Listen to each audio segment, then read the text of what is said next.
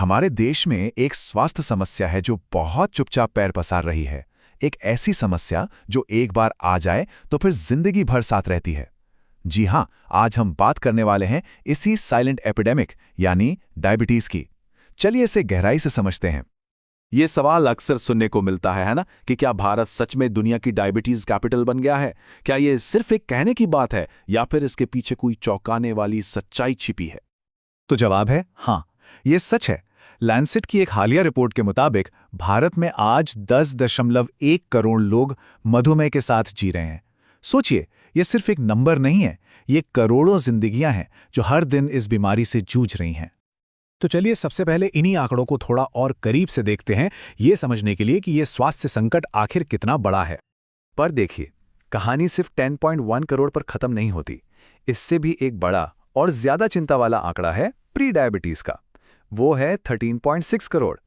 इसका सीधा मतलब ये है कि इतने सारे लोगों का ब्लड शुगर लेवल नॉर्मल से ज्यादा है और वो डायबिटीज होने की दहलीज पर खड़े हैं। ये समझिए पूरे देश के लिए एक बहुत बड़ी चेतावनी की घंटी है।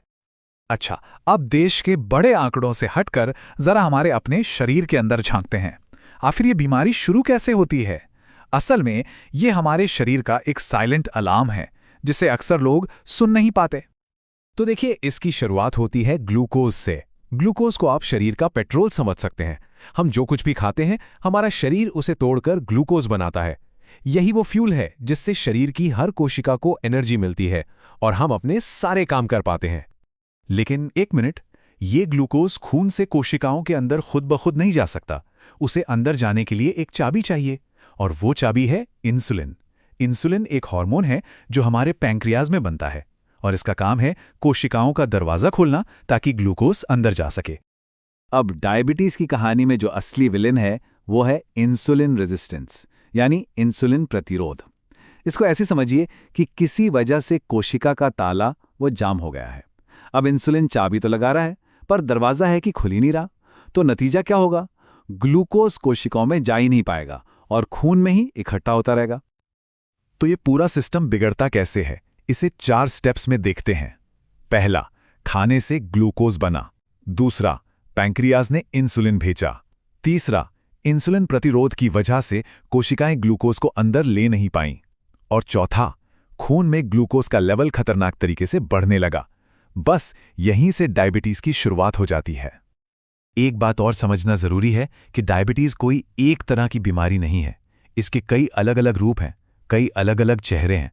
तो आइए अब इन्हें जानते हैं। सबसे आम है टाइप 1 और टाइप 2। टाइप 1 में क्या होता है कि शरीर का अपना इम्यून सिस्टम ही गलती से पैंक्रियाज पर हमला कर देता है।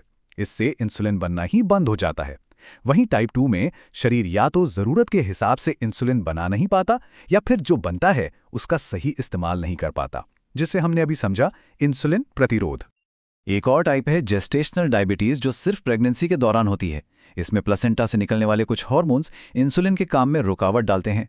अच्छी बात यह है कि बच्चे के जन्म के बाद आमतौर पर ठीक हो जाती है, लेकिन यह मां के लिए भविष्य में टाइप 2 डायबिटीज होने का खतरा काफी बढ़ा देती है। और हाँ, ये एक बहुत बड़ी गलतफहमी है कि डायबिटीज सिर्फ बड़ी उम्र के लोगों को होती है। ऐसा बिल्कुल नहीं है।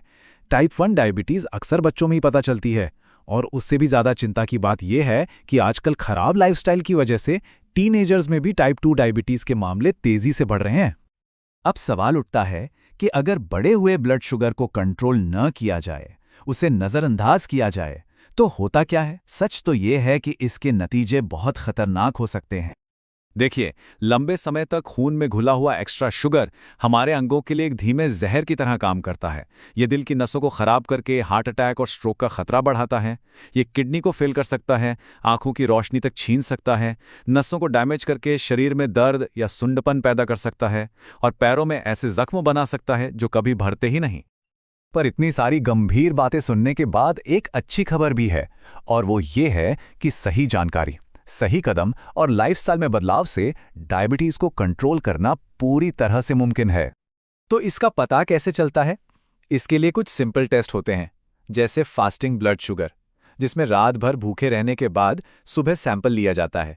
एक होता है OGGT, जिससे पता चलता है कि शरीर शुगर को कैसे हैंडल करता है। और सबसे जरूरी है HbA1c टेस्ट, जो पिछले 3 महीने का एवरेज ब्लड शुगर बता देता है। अब बात करते हैं कंट्रोल के सबसे बड़े हथियार की, हमारा खाना पीना। अपनी प्लेट में साबुत अनाज जैसे जौ, दलिया, दालें और बीन्स जैसे प्रोटीन, पालक, करेला जैसी हरी सब्जियों को जगह देना बहुत जरूरी है। और फला में भी सेब, नाशपाती जैसे कम मीठे फल चुनना बेहतर है। और किन चीजों से परहेज करना है? देखिए, अल्ट्रा प्रोसेस्ड फूड, ज्यादा तेल और चीनी वाली चीजें जैसे समोसा, जलेबी, मैदे से बनी सफेद ब्रेड और खासकर मीठे ड्रिंक्स, इन सब से दूरी बनाना बहुत जरूरी है। ये चीजें ब्लड शुगर को एकदम से बढ़ा देती हैं। लेकिन बात सिर्फ खाने पीने की नहीं है, हमारी पूरी लाइफस्टाइल, हमारा पूरा रहन सहन मायने रखता है। रोजाना थोड़ी एक्सरसाइज, चाहे वो वॉक हो, योग हो, बहुत जरूरी है। इसके साथ ही स्ट्रेस को मैनेज करना और हर रात 7 से 8 घंटे की गहरी नींद लेना, ये भी शुगर कंट्रोल में बहुत बड़ी भूमिका निभाता है। और आखिर में इस एक बात को हमेशा याद रखना चाहिए, मधुमेह को जड़ से खत्म नहीं किया जा सकता, लेकिन इसे कंट्रोल जरूर किया जा सकता है। सही लाइफस्टाइल के साथ एक सेहतमंद और लंबी जिंदगी जीना बिल्कुल संभव है। तो अंत में ये विश्लेषण एक सवाल हमारे सामने छोड़ जाता है, वो ये कि हमारा शरीर जो छोटे छोटे संकेत दे रहा है, क्या हम उन्हें सुन रहे हैं? बार बार प्यास लगना, बहुत ज़्यादा थकान होना या नज़र का धुंधलाना, ये सिर्फ मामूली बातें नहीं, ये शरीर के अलार्म हो सकते हैं और इन अलार्म को नज़रअंदाज नहीं करना चाहिए।